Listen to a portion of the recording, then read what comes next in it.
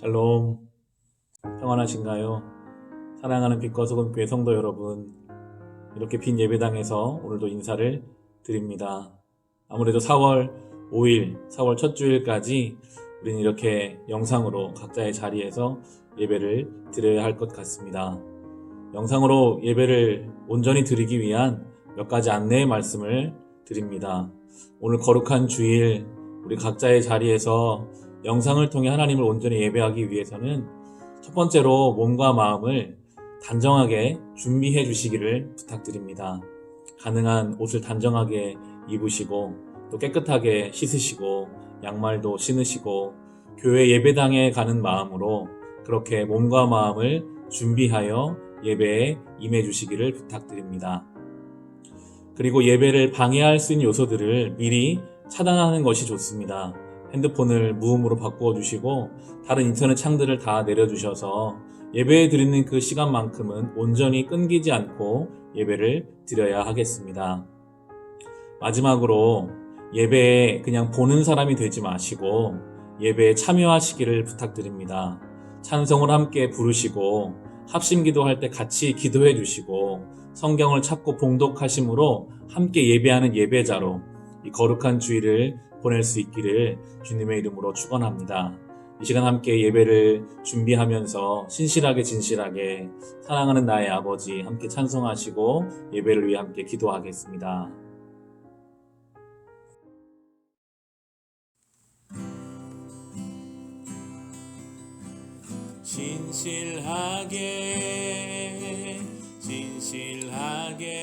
진실하게 거룩하게 살게 하소서. 진실하게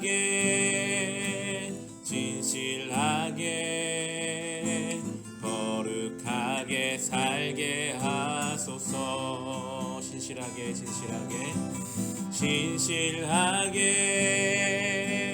진실하게 거룩하게 살게 하소서.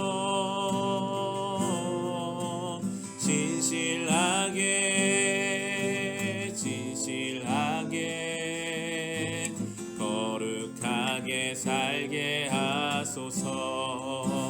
하나님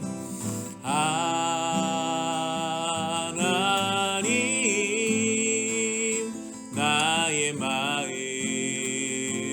만져 주소서.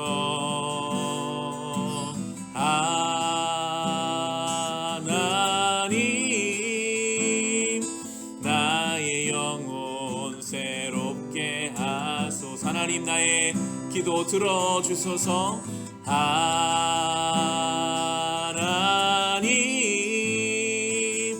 나의 기도 들어주소서.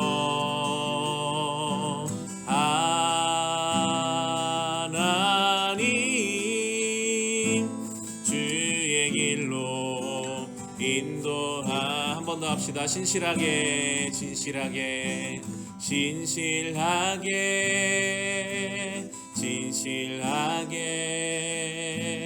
거룩하게 살게 하소서.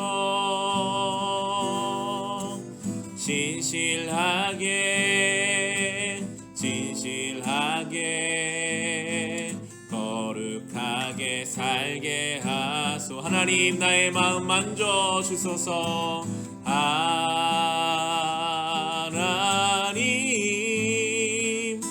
나의 마음 만져 주소서.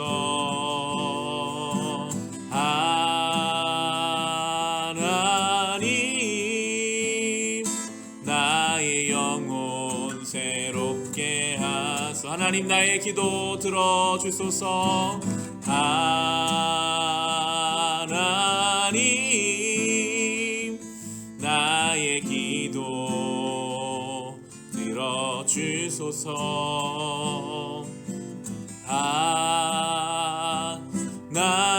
하나님 주의 길로 인도하소서. 사랑하는 나의 아버지, 사랑하는 나의 아버지, 이름 높여드립니다. 주의 나라 찬양 속에 임하시니 능력에 주께 찬송하네. 전능하신 하나님 찬양. 언제나 동일하신 주 전능하신 하나님 찬양. 영원히 다스리네. 사랑하는 나의 아버지, 사랑하는 나의 아버지, 이름 높여드립니다. 주의 나라 찬양 속에 임하시니 능력에 주께 찬송하네. 전능하신 하나님 찬양. 언제나 동일하신 주 전능하신 하나님 찬양. 영원히 다스리네. 전능하신 하나님 찬양. 언제나 동일하신 주 전능하신 하나님 찬양. 영원히 다스리네.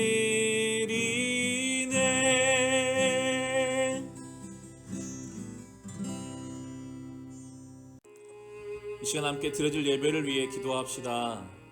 오늘 드리는 이 주일 예배를 하나님 기뻐 받아 주옵소서.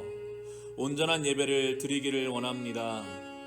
한 주를 살며 우리 속에 있었던 분주함과 완악함과 거룩하지 못한 모든 예배를 방해하는 것들을 주님 친히 만져주셔서 이 시간 하나님만을 온전히 예배하게 하옵소서.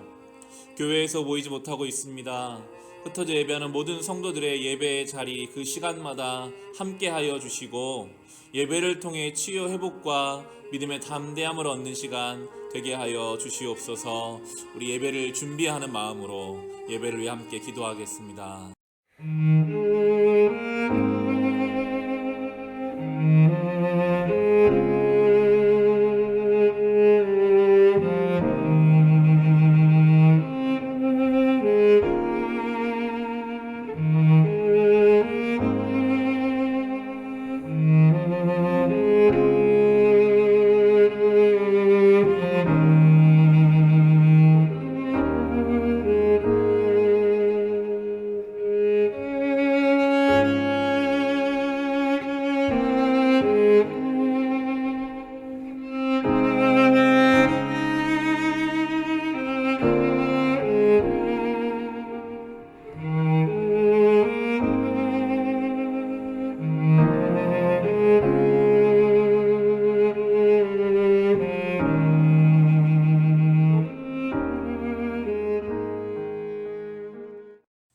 이 시간 함께 나는 예배자입니다. 나의 영원하신 기업 함께 찬송하심으로 3월 22일 주일 예배를 하나님 앞에 드리겠습니다. 나는 하나님을 예배하는 예배자입니다. 내가 서 있는 곳 어디서나 하나님을 예배합니다. 내 영혼 거룩한 은혜를 향하여 내 마음 완전한 하나님 향하여 이곳에서 바로 바로 이 시간 하나님을 예배합니다. 나는 하나님을 예배하는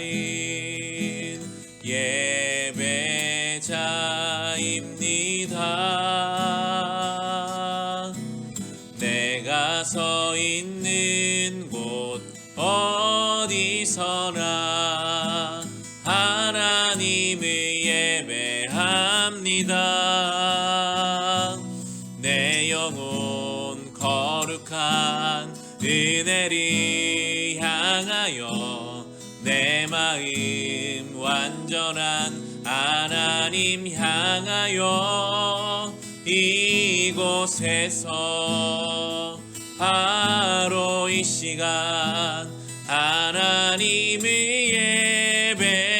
예배합니. 내 영혼 거룩한 은혜를 향하여 내 영혼 거룩한 은혜를 향하여 내 마음 완전한 하나님 향하여 이곳에서 바로 이 시간 하나님을 예배합니다. 나의 영원하신 기업 생명보다 귀하다. 나의 갈 길 다가도록 나와 동행하소서. 주께로 가까이 주께로 가오니 나의 갈 길 다가도록 나와 동행하소서. 세상 부귀 아니람과 모든 명예 버리고 험한 길을 가는 동안 나와 동행하소서. 주께로 가까이 주께로 가오니 나의 갈 길 다가도록 나와 동행하소서. 어두운 골짝 지나가며 험한 바다 건너서 천국 문에 이르도록 나와 동행. 한 번 더 합시다. 어두운 골짝 지나가며 어두운 골짝 지나가며 험한 바다 건너서 천국 문에 이르도록 나와 동행하소서. 주께로 가까이 주께로 가오니 나의 갈 길 다가도록 나와 동행하소서. 주께로 가까이 주께로 가오니 나의 갈 길 다가도록 나와 동행하소서. 아멘. 나는 전능하신 아버지 하나님 천지의 창조주를 믿습니다. 나는 그의 유일하신 아들 우리 주 예수 그리스도를 믿습니다. 그는 성령으로 잉태되어 동정녀 마리아에게서 나시고 본디오 빌라도에게 고난을 받아 십자가에 못 박혀 죽으시고 장사된 지 사흘 만에 죽은 자 가운데서 다시 살아나셨으며 하늘에 오르시어 전능하신 아버지 하나님 우편에 앉아 계시다가 거기로부터 살아있는 자와 죽은 자를 심판하러 오십니다. 나는 성령을 믿으며 거룩한 공교회와 성도의 교제와 죄를 용서받는 것과 몸의 부활과 영생을 믿습니다. 아멘. 이 시간 함께 회개의 기도를 드립시다. 한 주간을 살며 우리가 지은 죄를 주님 앞에 회개합시다.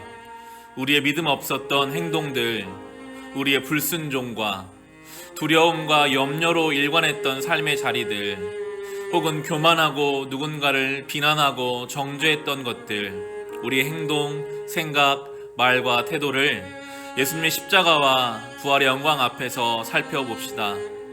주여, 이 시간 우리의 죄를 용서하시고 다시 주신 새로운 한 주를 죄와 싸울 수 있게 하시고 쉽게 변하지 않는 우리에게 회개의 능력을 경험하게 하셔서 조금씩이라도 거룩함으로 향해 나아가게 하여 주시옵소서. 우리 함께 회개의 기도를 드리겠습니다.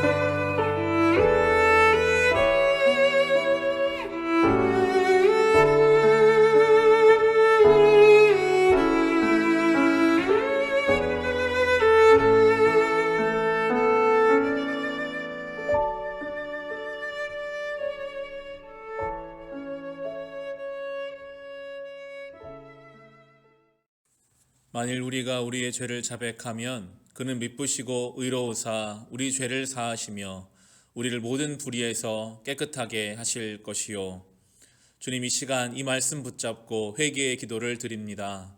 우리가 우리의 죄를 겸손히 주님 앞에 고백하오니 미쁘시고 의로우사 우리의 죄를 사하시며 우리를 모든 불의에서 깨끗하게 하시는 예수 그리스도의 보혈로 주여 우리의 기도에 응답하여 주옵소서. 죄와 싸워 이기기를 원합니다. 더 이상 더럽고 추한 죄에 붙잡혀 있지 않게 하시고 진리 안에 자유를 누리며 주의 빛 가운데로 나아가게 하여 주옵소서. 예수님의 이름으로 기도합니다. 아멘.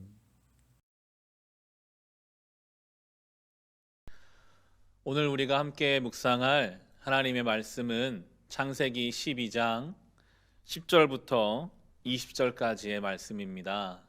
제가 가진 성경, 구약성경 11페이지에 있습니다.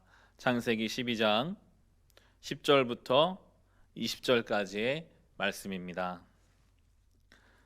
우리 영상 예배지만 각자의 자리에서 함께 성경을 찾으시고 우리 한 목소리로 함께 읽도록 하겠습니다. 창세기 12장 10절로 20절의 말씀 우리 함께 읽겠습니다. 그 땅에 기근이 들었다. 그 기근이 너무 심해서 아브라함은 이집트에서 얼마 동안 몸부쳐 살려고 그리로 내려갔다. 이집트에 가까이 이르렀을 때에 그는 아내 사레에게 말하였다. 여보, 나는 당신이 얼마나 아리따운 여인인가를 잘 알고 있어. 이집트 사람들이 당신을 보고서 당신이 나의 아내라는 것을 알면 나는 죽이고 당신은 살릴 것이요. 그러니까 당신은 나의 누이라고 하시오. 그렇게 하여야 내가 당신 덕분에 대접을 잘 받고 또 당신 덕분에 내 목숨도 부지할 수 있을 거요. 아브라함이 이집트에 이르렀을 때에 이집트 사람들은 아브라함의 아내를 보고 매우 아리따운 여인임을 알았다. 바로의 대신들이 그 여인을 보고 나서 바로 앞에서 그 여인을 칭찬하였다. 드디어 그 여인은 바로의 궁전으로 불려 들어갔다.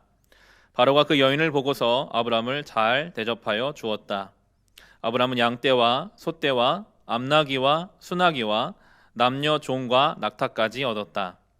그러나 주님께서 아브라함의 아내 사레의 일로 바로와 그 집안에 무서운 재앙을 내리셨으므로 바로가 아브라함을 불러서 꾸짖었다. 어찌하여 너는 나를 이렇게 대하느냐? 저 여인이 너의 아내라고 왜 일찍 말하지 않았느냐? 어찌하여 너는 저 여인이 내 누이라고 해서 나를 속이고 내가 저 여인을 아내로 데려오게 하였느냐? 자, 내 아내가 여기 있다. 데리고 나가거라. 그런 다음에 바로는 그의 신하들에게 명하여 아브라함이 모든 재산을 거두어서 그 아내와 함께 나라 밖으로 나가게 하였다. 아멘. 지난주 우리가 함께 묵상하기 시작한 이 창세기 12장의 전반부에서 아브라함의 믿음을 함께 살펴보았습니다. 아브라함의 믿음은 실로 놀라운 믿음이었습니다. 평생을 익숙하게 살아온 삶의 자리를 하나님 말씀을 기준으로 떠나고 어딘지 알지 못하는 가나안 땅을 향해서 하나님 말씀에 순종하여 나아갔습니다.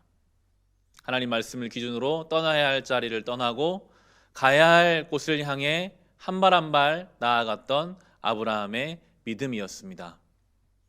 그렇게 믿음으로 순종하여 도착한 가나안 땅에는 가나안 원주민들이 살고 있었고 아브라함은 평생을 그 땅에서 이방인으로, 나그네로, 순례자로 살아야 했습니다. 불평만 하지 않고 아브라함은 그 땅에서 하나님을 예배하며 가는 곳마다 단을 쌓고 하나님을 예배하는 예배자로 살아왔던 아브라함의 믿음을 우리는 지난주 함께 살펴보았습니다. 한 주간 어떻게 사셨습니까? 아브라함처럼 하나님 말씀을 기준으로 떠나야 할 자리를 떠나면서 그렇게 살아오셨습니까? 가야 할 곳이 있다면 조금씩이라도 한 발 한 발 하나님 말씀에 순종하여 앞으로 나아가며 이 한 주를 보내셨습니까? 세상의 한가운데서 성도로 살아가며 때로는 나그네처럼 순례자처럼 이방인처럼 불편하더라도 나를 보내신 그곳 그 자리가 하나님 보내신 자리인 줄로 믿고 하나님을 예배하며 그렇게 이 한 주를 살아오셨습니까? 이 아브라함의 믿음과 그의 믿음의 행동들은 우리가 평생을 붙잡고 가야 할 신앙의 본질이 다 있습니다. 우리는 날마다 말씀을 기준으로 떠나야 할 자리를 떠나야 합니다. 말씀이 우리를 이끄시는 대로 믿음으로 순종해야 합니다. 그리고 삶의 자리에서 주를 예배해야 하겠습니다. 이 아브라함의 믿음과 그 믿음의 행동, 이러한 믿음의 조상 아브라함이 참 놀랍고 대단한데, 그런데 오늘 바로 이어지는 이 12장의 하반부에서는 아브라함의 전혀 다른 모습을 우리가 함께 살펴보게 됩니다. 창세기 12장 10절의 말씀입니다. 우리 같이 읽겠습니다. 그 땅에 기근이 들었다. 그 기근이 너무 심해서 아브라함은 이집트에서 얼마 동안 몸부쳐서 살려고 그리로 내려갔다.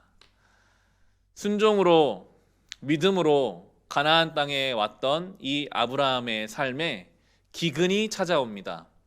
흉년입니다. 먹을 것이 없습니다. 많은 것들이 메말라가는 이 기근이 찾아오자 아브라함은 하나님이 명령하신 가나안 땅을 떠나서 이집트로 내려갈 결정을 지금 하고 있습니다. 언뜻 보기에는 합리적인 결정이에요. 아브라함 혼자가 아니라 아내가 있고 조카가 있고 이들을 이 땅에 그냥 두면 굶어 죽을 것 같기 때문에 이집트에는 나일강이 흐르고 있어서 웬만한 기근과 흉년에도 이집트에 내려가 먹을 것이 있었거든요. 그러니까 이 아브라함의 결정이 우리가 언뜻 생각하기에는 합리적으로 보일 수 있지만 오늘 우리가 살펴보는 본문의 내용들을 계속 따라가다 보면 이 아브라함의 결정이 얼마나 믿음이 없는 결정이었는지, 하나님 앞에 잘못된 결정이었는지를 우리가 살펴보게 될 것입니다. 기근이 우리의 삶에 찾아올 때, 생각하지 않은 삶의 어려움이 우리에게 찾아올 때 우리는 믿음의 판단력을 잃을 때가 있습니다. 여태껏 의지했던 하나님 말씀을 놓칠 때가 있어요. 아브라함이 기근의 한가운데서 어떤 생각을 했을까요? 분명히 하나님이 나로 큰 민족을 이루게 하실 거라 하셨는데 이 기근이 계속되면 큰 민족은커녕 우리는 다 굶어 죽게 될 것인데, 분명히 하나님이 복의 근원 될 거라 하셨는데 지금 이 기근의 현장에서 나의 삶에는 저주만 있는데 도대체 하나님은 어디 계시는가? 하나님 말씀이 나를 보호해 줄 수 있을 것인가? 하나님에 대한 의문과 의심, 하나님 말씀을 놓쳐버리게 되고 그리고 아주 인간적인 방법으로 자기의 길을 모색하고 있습니다. 그래서 오늘 본문에서는요, 한 번도 아브라함이 하나님 찾지 않고요, 하나님을 예배하지 않아요. 하나님 말씀을 떠나서, 믿음을 떠나서 결정하고 판단하는 아브라함의 삶을 우리가 함께 보게 될 것입니다. 하나님과 단절되어 있는 아브라함이 10절을 다시 보시면 이집트에서 평생을 살려고 내려갔던 것은 아니었어요. 얼마 동안 몸부쳐 살려고 그리로 내려갔다. 아브라함은 스스로 합리화했습니다. 하나님, 제가 잠시 동안 지금 이 특별한 기근이라는 상황 때문에 제가 어쩔 수 없이 잠깐 하나님의 약속의 말씀을 접어두고 이집트에 좀 내려갔다가 그리고 다시 괜찮아지면 돌아올게요. 자기 합리화를 하고 있는 아브라함 모습을 볼 수 있습니다. 이 모습이 성도된 우리의 모습과 닮아 있지 않습니까? 때로 우리는 여러 가지 이유들로 합리화하죠. 지금 조금 상황이 좋아지면 제가 그때 하겠습니다. 먹고 사는 것이 너무나 중요하기 때문에 제가 어쩔 수 없습니다. 아브라함은요, 하나님을 알고 하나님 말씀에 자기 목숨까지 걸었던 그런 사람입니다. 성경은 지금 우리에게 그대로 보여줘요. 성도의 삶에 기근이 찾아올 수 있고 그 기근이 찾아오면 믿음의 판단력이 흐려져서 자기 합리화를 하며 불순종으로 불신앙으로 걸어갈 수 있는 성도의 모습이 있다고 오늘 우리에게 가르쳐주고 계십니다. 먹고 사는 것이 중요하기 때문에 어쩔 수 없다. 먹고 사는 거 중요하니까 가나안 땅도 떠나고 하나님 말씀도 접어두고 양심도 어떠한 것도 다른 사람을 향한 배려도 다 내려놓고 내가 오직 이 먹고 사는 문제를 먼저 해결해야 한다라고 가기 시작하면 하나님 말씀을 떠나가게 되는 것이거든요. 예수님이 그게 아님을 우리에게 보여주신 것이 예수님의 공생애를 시작하시기 바로 전에 광야에서 40일 동안 금식하신 후에 세 가지 시험을 주님이 당하십니다. 그때 첫 번째 시험이 바로 이 먹고 사는 문제의 시험이었어요. 40일을 금식한 예수님이 너무나 배가 고프잖아요. 시험하는 자가 그렇게 말합니다. 저 돌을 떡으로 만들어서 먹어라. 먹고 사는 게 제일 중요하지 않냐? 이게 먼저 해결돼야 그 다음 뭘 할 수 있지 않겠냐? 하나님의 능력을 그렇게 사용해라 라고 시험하는 그 원수 사탄에게 예수님이 분명히 말씀하시죠. 사람이 떡으로만 살 것이 아니라 하나님의 말씀으로 말미암아 살 것이다. 분명하게 우리에게 가르쳐주고 계십니다. 여러분, 하나님이요, 먹고 사는 문제를 생각하지 말고 살라라고 하시는 게 아니에요. 그러나 우리가 그 먹고 사는 문제에 매여 있으면 하나님 말씀을 떠나가게 되고 수없이 자기 합리화를 만들어가게 되기 때문에 예수님이 분명히 말씀하셨죠. 떡으로만 살 것이 아니라 하나님 말씀으로 살 것이다. 여러분, 만약에 아브라함이 하나님 말씀으로 살려고 작정하고 이 기근의 한가운데서 하나님, 주님이 저를 여기까지 인도하셨으니 주님이 이 기근 속에서도 저를 지켜주실 줄을 믿습니다라고 믿고 그 자리를 버텼다면 어땠을까요? 그랬다면 하나님은 반드시 그 기근 속에서 아브라함과 그의 가족을 지켜주셨을 것입니다. 엘리야가 기근 때에 하나님이 까마귀를 보내서 그를 먹이셨던 것처럼 까마귀를 보내서라도 아브라함을 먹여 살리셨겠죠. 여러분, 하나님 말씀을 의지하면 하나님이 반드시 그 인생을 책임지십니다. 우리는 그것을 믿고 그 길을 가야 하는데 아브라함은 그러지 못했고요. 참 무서운 것은 이렇게 시작한 인간적인 결정이 또 다른 인간적인 결정으로 연결되어 더 무서운 자리로 끌려 들어가게 되는 아브라함을 우리가 보게 되는데요. 오늘 본문에 11절부터 13절까지 말씀 같이 읽겠습니다. 창세기 12장 11절에서 13절의 말씀입니다. 이집트에 가까이 이르렀을 때에 그는 아내 사레에게 말하였다. 여보, 나는 당신이 얼마나 아리따운 여인인가를 잘 알고 있어. 이집트 사람들이 당신을 보고서 당신이 나의 아내라는 것을 알면 나는 죽이고 당신은 살릴 것이요. 그러니까 당신은 나의 누이라고 하시오. 그렇게 하여야 내가 당신 덕분에 대접을 잘 받고 또 당신 덕분에 이 목숨도 부지할 수 있을 거요. 이집트로 내려가는 중에 아브라함에게 문득 든 생각이 내 아름다운 아내 이 사례 때문에 저 이집트 사람들이 나를 죽이고 내 아내를 빼앗아가면 어떡하나라는 생각이 듭니다. 여러분, 참 이상하죠? 하나님을 떠나서 인간적인 계획과 결정을 가지고 한 걸음 한 걸음 나아갈수록 평안하고 담대한 것이 아니라 불안해져요. 이집트에 가까이 가면 갈수록 그에게는 불안함이 생겼습니다. 내 아내 때문에 내가 죽으면 어떡하지? 라는 아직 일어나지 않은 일에 대한 염려와 근심이 지금 아브라함을 붙잡습니다. 이것이 믿음이 없는 사람의 모습이거든요. 지금 있는 상황 속에서 자꾸만 안 좋은 것을 하나씩 더 보태요. 이렇게 되면 어떡할까? 이렇게 되면 어떡할까? 아브라함의 이 걱정, 아브라함과 사레가 10살 차이가 났기 때문에 이 사레의 당시 나이를 가장 적게 잡아도 65세입니다. 그런 자기 아내를 저 땅에서 사람들이 아름답게 볼 거라는 그런 생각, 그리고 그것을 혼자 생각하고 결정하고 아내에게 그냥 통보를 합니다. 만약에 아브라함이 이 모든 생각을 아내와 공유했다면, 지금 내가 이런 두려움에 있는데 어떻게 하면 좋겠소?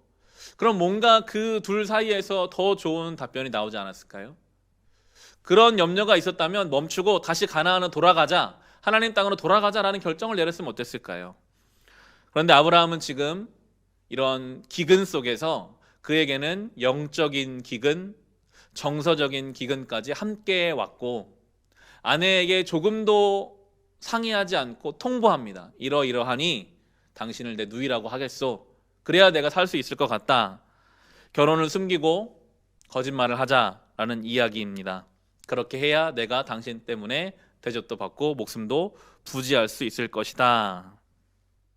아브라함의 말이 참 무서운데요. 그렇게 내가 거짓말을 해야, 그래야 내가 대접도 받고 목숨도 부지할 수 있을 것이다. 거짓말을 대접받고 목숨을 부지하는 수단으로 생각해요. 그 거짓에 의지해서 내가 더 잘되고 내 목숨을 연명하고자 합니다. 원래 아브라함은 어떤 사람이었습니까? 거짓에 의존하는 사람이 아니었어요. 하나님 말씀에 의존하는 사람이었습니다. 하나님 말씀을 따라 살면 내가 복된 인생이 되고, 하나님 말씀을 의지하면 그 하나님 말씀이, 하나님이 나를 책임지신다라고 그렇게 살던 그 인생이 지금은 거짓에 의존해서 그것을 통해 내가 잘되고 내 목숨을 부지하려고 하는 이러한 모습. 여러분, 하나님을 떠난 인생은 헛된 망상을 따라 헛된 것을 의지하며 결국에는 나 혼자 살아남으려고 하게 됩니다. 지극한 자기 중심성에 빠져버려요. 자기 아내도 팔아도 괜찮다. 나만 살 수 있으면 된다. 하나님도 내 아내도 다 떠나도 내가 내 목숨만 부지할 수 있다면 거짓말을 하든 뭘 하든 아무 상관이 없다라는 시계까지 오게 되는 것이 바로 이 하나님을 떠난 인생의 결론입니다. 이러한 하나님을 떠난 인생의 결론들이 모이고 모여서 이 땅에 수많은 불의한 일들이 일어나고 전쟁이 일어나고 악한 일들이 일어나고 있는 것이죠. 이 아브라함의 염려는 현실이 되어버립니다. 아브라함의 가족이 이집트에 도착하자 이집트의 최고 권력자인 바로 왕이 자기 아내를 데리고 갑니다. 염려한 일이, 한편으로는 그 염려한 일을 계획한 일이 그대로 이루어지고 16절에 보시면 바로가 그 여인을 보고서 아브라함을 잘 대접하여 주었다. 아브라함은 양떼와 소떼와 암나귀와 수나귀와 남녀 종과 낙타까지 얻었다. 정말로 아내 덕분에 대접을 받았어요. 많은 재산을 받았어요. 아브라함의 계획대로 예측대로 일이 된 것이 아브라함에게 복일까요? 여러분, 하나님 없는 결정대로 이루어진 모든 일은 그의 인생을 저주스럽게 합니다. 아브라함이 그 아내가 잡혀가고 나서 수많은 재산을 받은 그날 밤에 홀로 어떤 생각을 했을까요? 저는 아브라함은 밤새 통곡했을 것 같아요. 내가 이러려고 이 땅에 왔는가? 내 사랑하는 아내를 저 사람들에게 빼앗기고 받은 이것이 무슨 소용인가? 저주만 남을 뿐입니다. 하나님이 없는 계획, 그 계획대로 진행되는 인생에는 통곡과 눈물만이 남습니다. 아브라함이 그렇게 저주스러운 통곡을 하며 그 밤을 보낼 동안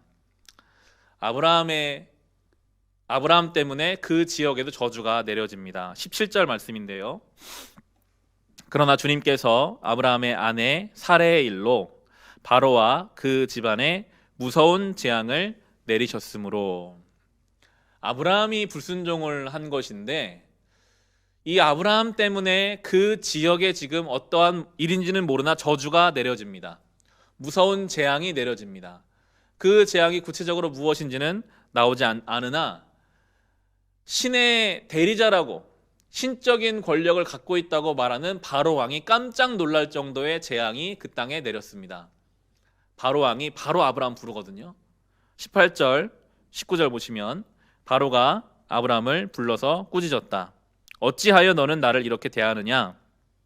저 여인이 너의 아내라고 왜 일찍 말하지 않았느냐? 어찌하여 너는 저 여인이 내 누이라고 해서 나를 속이고 내가 저 여인을 아내로 데려오게 하였느냐? 자, 내 아내가 여기 있다. 데리고 나가거라. 꾸짖습니다. 이 바로가 아브라함을 꾸짖어요. 어찌하여 네가 거짓말을 하고 어찌하여 속였느냐? 당장 돌아가라. 여러분, 하나님이 아브라함을 처음 부르실 때 이 12장 3절에 보면 땅에 사는 모든 민족이 너로 말미암아 복을 받을 것이다. 아브라함을 통해 복이 흘러갈 것이라고 하셨는데 지금 어떻습니까? 아브라함을 통해 복이 흘러가는 게 아니라 아브라함 때문에 저주와 재앙이 그 땅에 내리고 있고요. 하나님을 모르는 사람들에게로부터 책망받고 있어요. 왜 네가 거짓을 행했느냐? 왜 네가 이 땅에 내려왔느냐? 하나님이 하나님을 모르는 사람들의 입술을 통해서 아브라함을 책망하세요. 돌아가라. 이제 그만 원래 자리로 돌아가라. 왜 어찌하여 그렇게 믿음 없이 살았느냐? 라고 책망하고 원위치로 돌아가게 하십니다. 우리가 깊이 묵상해야 할 내용입니다. 성도가 믿음으로 살지 않고 지극히 인간적인 계획과 방법으로 살기 시작하면, 불순종으로 세속적으로 믿음 없이 행동하고 말하고 자기만 생각하는 자기 중심성에 빠져버리면 성도로 인해 세상에 저주와 재앙이 내리게 되고 저 세상이 오히려 성도들을 책망하게 됩니다. 왜 너희가 그렇게 사느냐? 왜 거짓을 행하느냐? 왜 말씀대로 살지 않느냐라고 하나님이 저 세상을 통해서 오히려 성도를 책망하실 것입니다. 이 시대와 교회의 모습이 어떻습니까? 정말 성도와 교회가 복의 근원이 되고 있습니까? 아니면 저주의 통로가 되고 세상의 근심거리가 되고 있습니까? 이 시대는 정말 기근이 찾아온 시대와 같습니다. 경제적인, 정서적인 영적인 기근이 찾아온 이때 성도와 교회가 하나님 앞에 중심을 지켜서 복의 근원이 되어야 할 것입니다. 이어지는 20절 말씀 보시면 그런 다음에 바로는 그의 신하들에게 명하여 아브라함이 모든 재산을 거두어서 그 아내와 함께 나라 밖으로 나가게 하였다. 바로 왕을 속였어요. 그러면 보통은 죽이죠. 죽이고 그 모든 재산을 빼앗습니다. 그런데 지금 바로가 아브라함의 모든 재산을 다 보존시켜주고 원래 자리로 돌아가게 아무런 보복을 하지 않습니다. 어떻게 이게 가능했을까요? 하나님이 보호하신 거죠. 하나님이 그를 보호하지 않고는 이 바로의 분노와 바로의 보복을 피할 수 없습니다. 하나님이 아브라함을 보호하시고 다시 원래의 자리로 돌아갈 수 있는 은혜를 베풀어 주십니다. 하나님은 아브라함을 포기하지 않으십니다. 하나님은 성도를 포기하지 않으세요. 그 실수와 잘못을 통해서까지 가르치십니다. 하나님은 훈련시키시고 가르치시는 분이십니다. 이 기근이라고 하는 것이 비가 오지 않는 건데 하나님의 주권이잖아요. 기근은 하나님이 허락해서 오는 겁니다. 하나님이 기근을 통해 아브라함을 단련시키기 원하시고 훈련시키기 원하십니다. 성도의 삶에 찾아오는 어떤 종류의 어려움, 그 기근을 통해 하나님이 성도를 훈련시키시는 방법이 되고 통로가 되는 것입니다. 다시 돌아온 아브라함, 오늘 결론은 13장 1절부터 4절인데요. 창세기 13장 1절로 4절 같이 읽겠습니다. 아브라함은 이집트를 떠나서 네겝으로 올라갔다. 그는 아내를 데리고서 모든 소유를 가지고 이집트를 떠났다. 조카 롯도 그와 함께 갔다. 아브라함은 집중승과 은과 금이 많은 큰 부자가 되었다. 그는 네겝에서는 얼마 살지 않고 그곳을 떠나 이곳 저곳으로 떠돌아 다니다가 베델 부근에 이르렀다. 그곳은 베델과 아이 사이에 있는 예전에 장막을 치고 살았던 곳이다. 그곳은 그가 처음으로 제단을 쌓은 곳이다. 거기에서 아브라함은 주님의 이름을 부르며 예배를 드렸다. 모든 재산을 가지고 원래의 자리로 아내와 함께 터덜터덜 걸어오는 아브라함은 어떤 생각을 했을까요?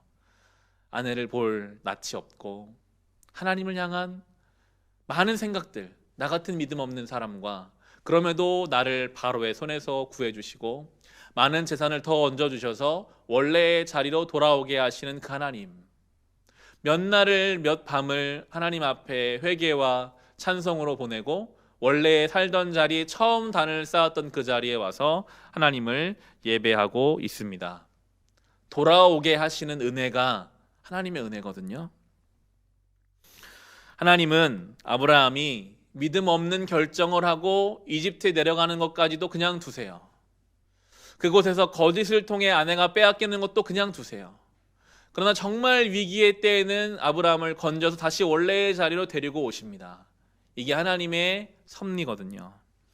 성경의 중요한 구조이기도 합니다. 끊임없이 하나님을 떠나 믿음 없이 사는 성도의 삶과 그 성도를 붙잡아서 다시 원래의 자리로 이끌어 오시는 하나님의 은혜가 성경 안에서 계속 반복되어 갑니다. 놀라운 것은 그 반복을 통해 조금씩 하나님을 배워가고 알아가고 성도는 성숙해가고 깊어져 간다라는 것이죠. 가장 잘 보여주는 것이 바로 탕자의 비유입니다. 아들이 아버지의 집을 떠나서 허랑방탕하게 자기 마음대로 살았습니다. 그리고 그 인생의 끝자락에서 아버지가 얼마나 좋은 아버지고 그 아버지의 집이 얼마나 좋은 것인지를 깨닫자 철이 조금 들었어요. 내가 이제 아버지 집에 가서 아버지께 사죄하고 내가 아들로 살아갈 염치는 없으니 내가 종으로라도 좀 살아야겠다. 그런 생각을 하고 집으로 아들이 터덜터덜 돌아올 때 아버지가 어떻게 합니까? 달려가서 그 아들을 끌어안고 잔치를 베풀죠. 아버지, 제가 종 노릇이라도 하겠습니다. 왜 네가 내 종이냐? 너는 내 아들이다. 아버지의 사랑은 상상하지 못할 만큼 크고 놀라운 사랑이었죠. 혹시 오늘 믿음이 없이 하나님이 정해놓으신 가나안 땅을 떠나 이집트로 내려갔던 아브라함 같은 마음으로 탕자의 비유의 그 탕자처럼 하나님 앞에 하나님을 떠나 살던 우리가 우리의 마음에 내가 하나님께 다시 돌아갈 수 있을까? 내가 하나님을 예배하면, 하나님께 기도하면 너무 염치 없는 것이 아닌가, 나 뜨거운 일이 아닌가 하는 생각을 하고 계시는 분이 계십니까? 여러분, 우리는 하나님 앞에 철든 척하면 안 됩니다. 하나님의 사랑은 우리가 상상할 수 없을 만큼 크고 놀랍습니다. 그 하나님은 오늘도 우리를 붙잡아다가 회복의 자리로 이끌어 주시거든요.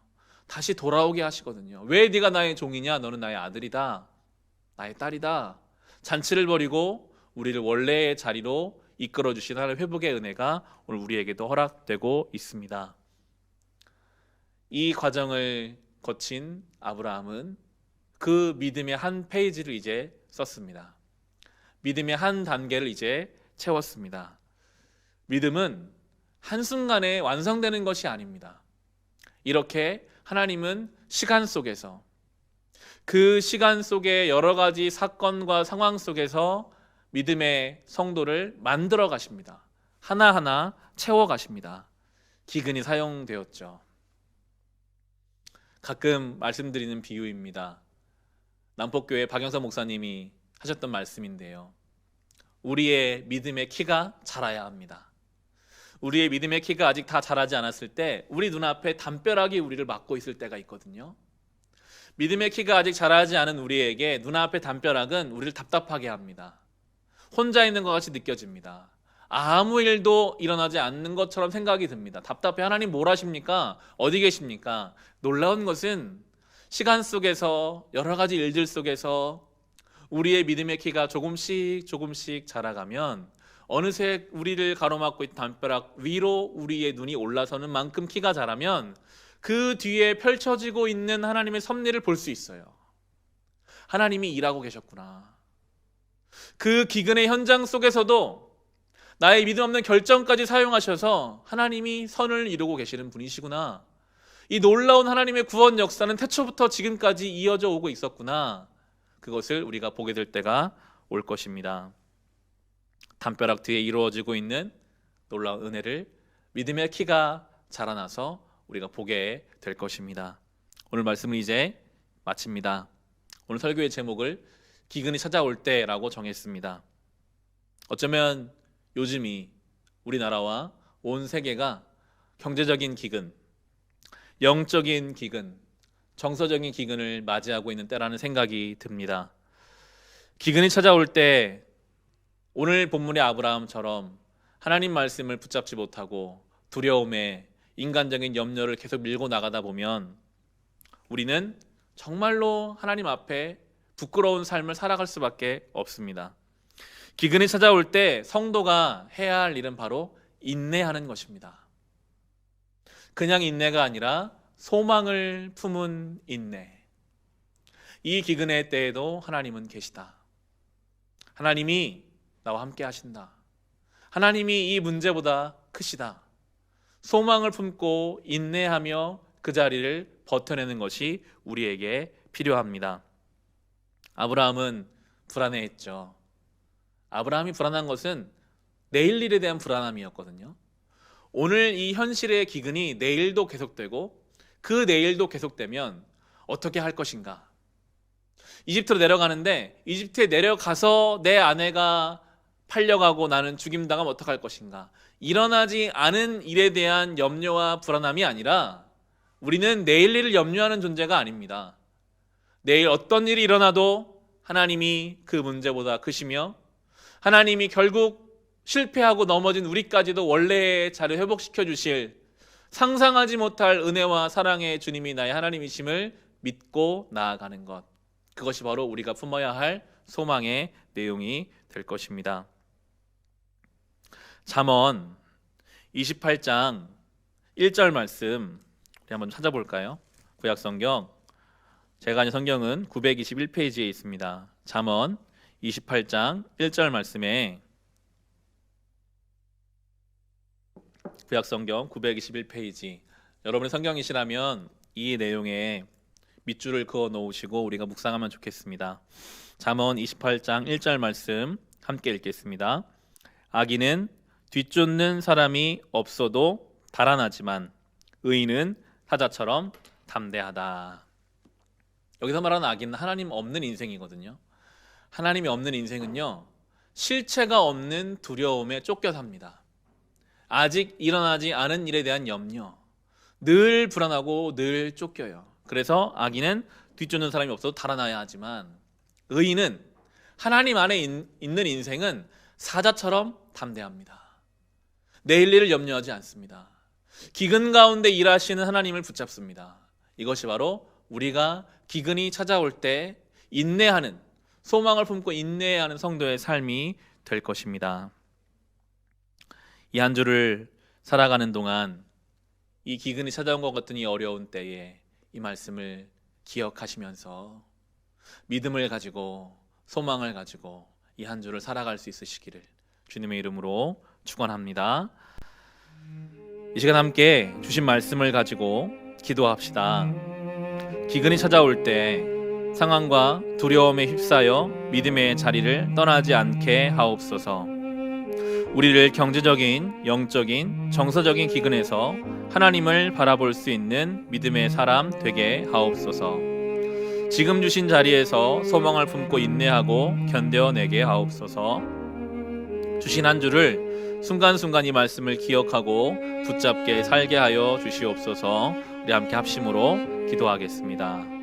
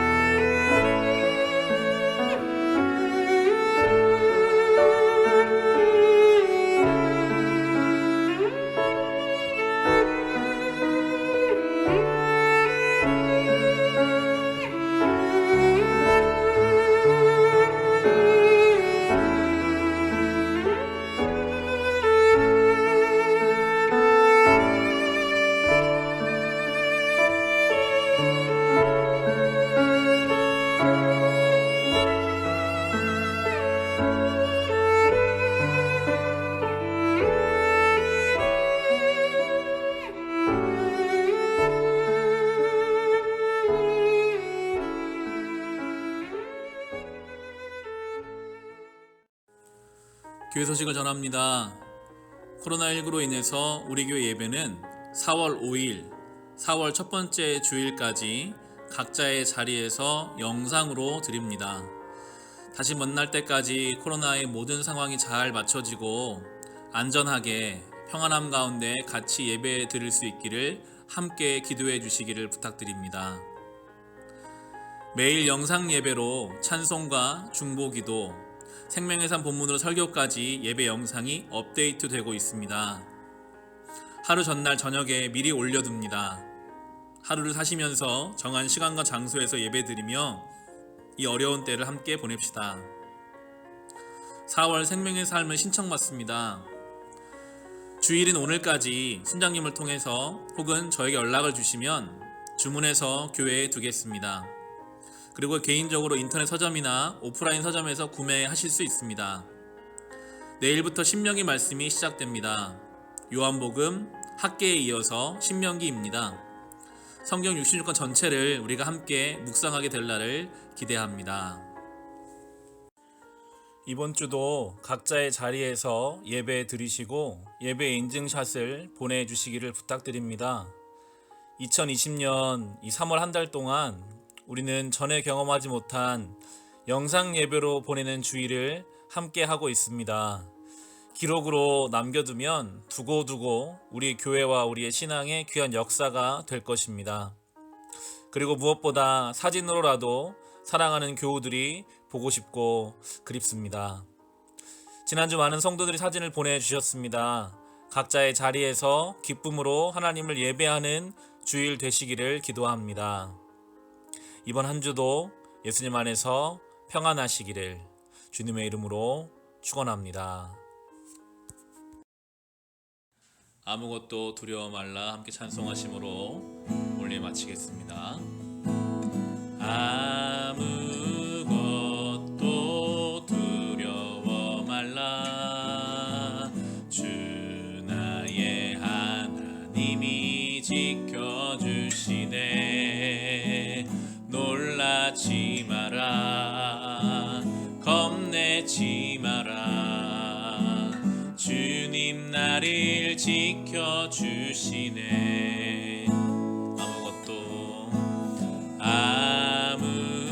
아무것도 두려워 말라 주 나의 하나님이 지켜주시네 놀라지 마라 겁내지 마라 주님 나를 지켜주시네 내 맘이 힘에 겨워 지칠지라도 주님 나를 지켜주시네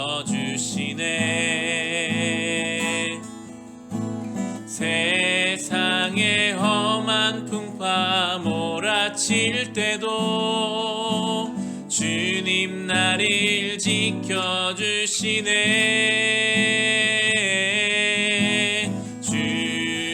주님은 나의 산성 주님은 나의 요새 주님은 나의 소망 나의 힘이 되신 여호와 내 맘이 힘에 겨워 내 맘이 힘에 겨워 지칠지라도 주님 나를 지켜주시네 세상의 험한 풍파 몰아칠 때도 주님 나를 지켜주시네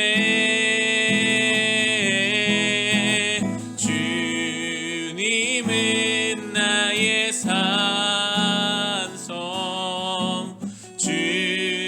주님은 나의 요새 주님은 나의 소망 나의 힘이 되신 여호와 주님은 나의 산성 주님은 나의 산성 주님은 나의 요새 주님은 나의 소망 나의 힘이 되신 여호와